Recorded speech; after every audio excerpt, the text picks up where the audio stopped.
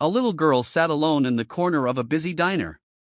She hadn't said a single word in over 2 years. Not one. Her father, one of the wealthiest men in the country, had taken her to the best doctors, the finest specialists, the most expensive clinics in the world. But nothing worked. No one could reach her. And then, on an ordinary Tuesday morning, a tired single dad with holes in his shoes and $12 in his pocket changed everything. What happened next was so unexpected, so quietly beautiful, that it moved an entire room of strangers to tears. This is a story about kindness, real kindness, and how one small, selfless act can unlock something that all the money in the world never could. If stories like this touch your heart, please take a moment to like this video, subscribe to the channel, and leave a comment below.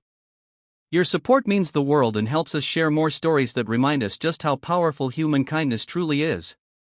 Now, let's get into this incredible story. Marcus Green woke up before the sun that Tuesday, the way he did every morning.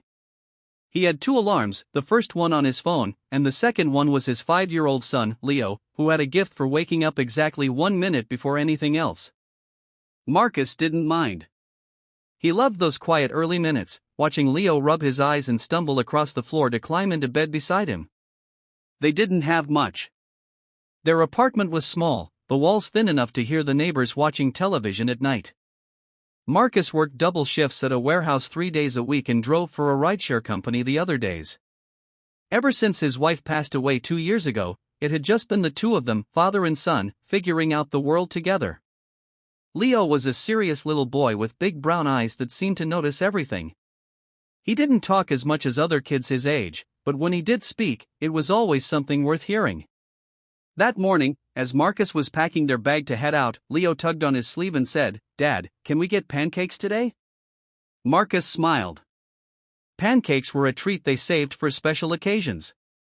But something about the way Leo asked, so hopeful, so gentle, made Marcus say yes without even thinking twice.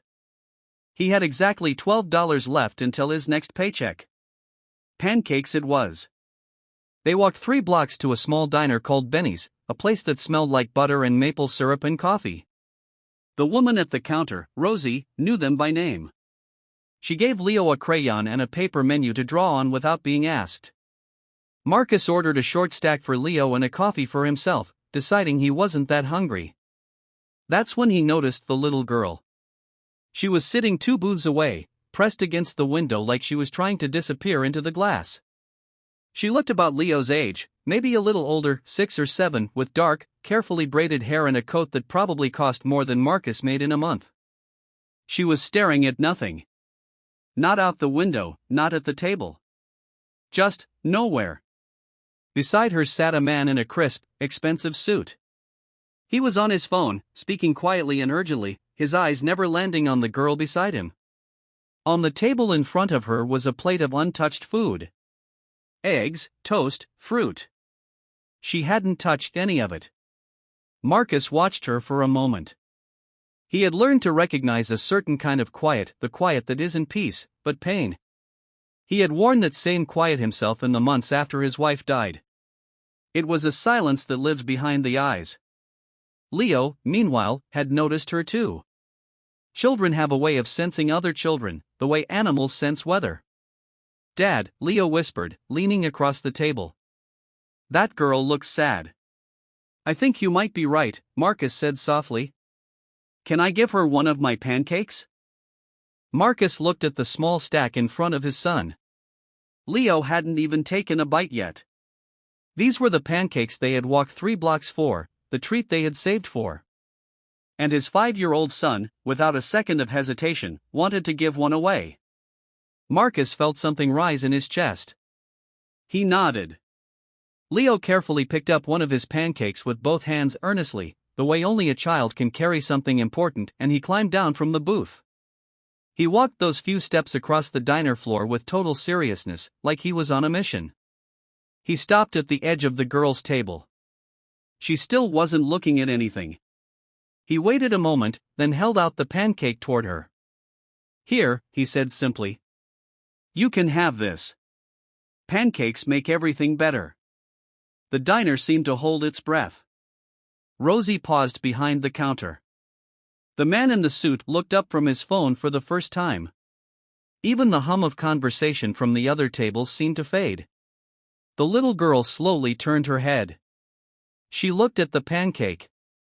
Then she looked at Leo, the small, earnest boy standing there with both arms outstretched, offering her the best thing he had. Something shifted in her face. Something loosened. And then, in a voice so small it was almost a whisper, she said, "Thank you." The man in the suit went completely still. Rosie later said she thought she had imagined it. But she hadn't. The man, whose name, it turned out, was Richard Calloway, a name that appeared regularly in financial newspapers and business magazines, set his phone face down on the table. His hands were shaking slightly.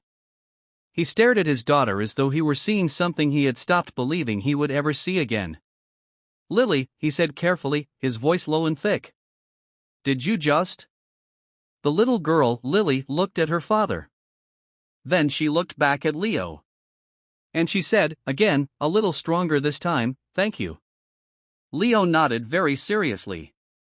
"You're welcome," he said, like it was the most natural thing in the world. Then he turned around and walked back to his booth. Marcus had tears on his face that he hadn't noticed falling. He reached over and put his hand on the back of his son's head when Leo climbed back into the seat. He couldn't find any words. Leo just picked up his fork and started eating the pancakes that remained, apparently satisfied. Richard Calloway was a man who solved problems with resources.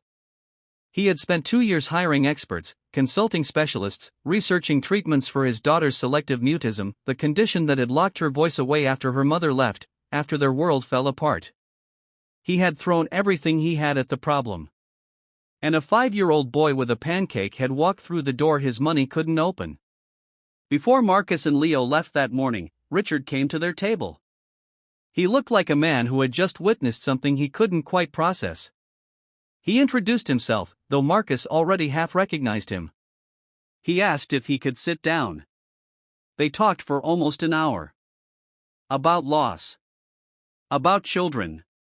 About the strange ways healing sometimes finds us. Richard cried twice, quietly, without apologizing for it.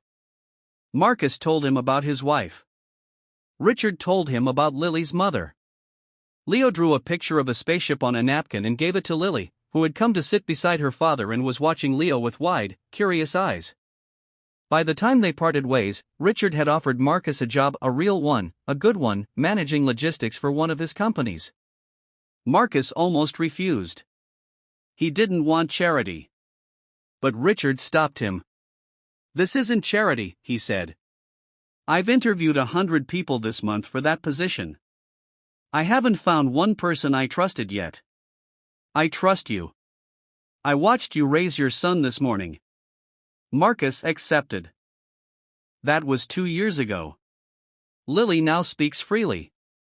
She and Leo have become, in the way that children become things without anyone planning it, best friends. She still talks about the pancake. She says it was the best thing she ever ate, though Marcus suspects it was the gesture she remembers more than the taste. And Marcus, when people ask him how his life changed so completely and so quickly, always gives the same answer. He says it wasn't anything he did. He says it was Leo. A 5-year-old boy who looked across a diner, saw someone hurting, and gave away the best thing on his plate without a single moment of hesitation.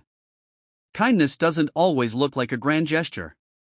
Sometimes it is a pancake held out by small hands. Sometimes it is choosing to notice the person sitting quietly in the corner. Sometimes it is the simplest thing in the world, seeing someone, really seeing them, and deciding that their need matters more than your own comfort. We all have something we can give. It doesn't have to be much. It just has to be real.